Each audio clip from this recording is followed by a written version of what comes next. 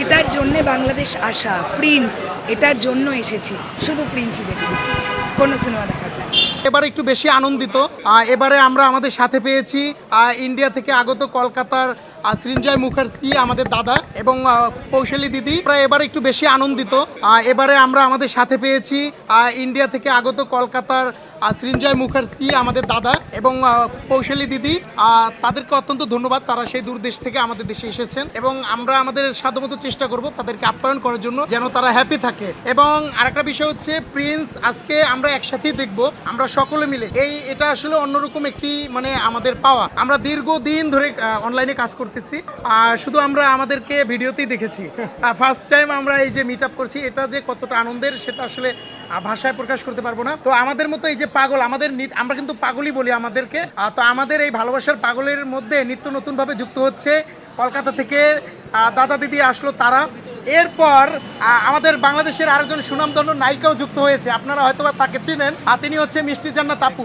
Already তিনি মানে এতটাই ক্রেজি, আমাদেরকে ভালোবাসার স্বরূপ সালামি পাঠিয়েছেন মুভি দেখার জন্য। এটা ভাবা যায় একজন নায়িকা, তার জন্য থ্যাংক ইউ আপু, আপনাকে অসংখ্য ধন্যবাদ এবং দাদা দিদিকেও ধন্যবাদ। Thank you Bangladesh, thank you megastar Shakib Khan, thank you সাকিবিয়ান ভাইরা বোনেরা।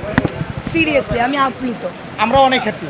এটার জন্যে বাংলাদেশ আসা, প্রিন্স, এটার জন্য এসেছি।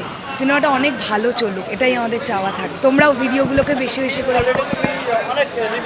আমি এতটা এক্সপ্রেস করতে পছন্দ করি, বাট রিসেন্টলি আমার গলায় একটা অপারেশন হয়েছে, যে কারণের জন্য আমি কথা বলা আমার বারণ। যদি আমার গলা ঠিক থাকতো, আমি এমন চিৎকার দিতাম, আমার মনে হয় সিনেমা হলের লোকরাও আমার দিকে ঘুরে তাকাতো যে আমি কত জোর চিৎকারটা দিয়েছি। বাট আমার এখন গলার অবস্থা ভালো না, তাই এক্সপ্রেশনটা আমার মুখ চিৎকার করে হয়তো বেরোবে না, বাট হাত পায়ের যে ভঙ্গি, আমি বিশাল মানে লাফালাফি না করতে শুরু করে দিই, এটাই।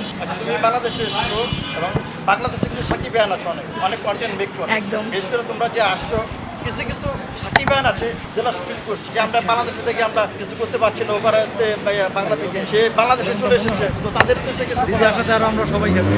অ্যাকচুয়ালি আমি আগেও বললাম, যদি আমি জানি না সাকিবিয়ান ভাইরা বোনেরা এরকম করবে বলে, তো আমার না এরকম কেউ করবে না। মানে আমি যে পরিমাণ আমরা আমাদের চ্যানেলটা সাপোর্ট পাই সাকিবিয়ানদের তরফ থেকে, ইটস ইনক্রেডিবল।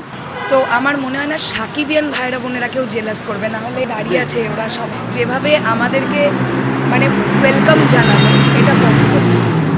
তারপরেও কিছু নেগেটিভ মাইন্ডের মানুষ থাকে, তারা কি বললো না বললো কিছু যায় আসছে না। 5-6 দিন থাকবো, শুধু প্রিন্সই দেখবো, কোনো সিনেমা দেখার প্ল্যান। বাকি সিনেমাগুলো অবশ্যই দেখবো, ওটিটিতে এলে তখন দেখবো।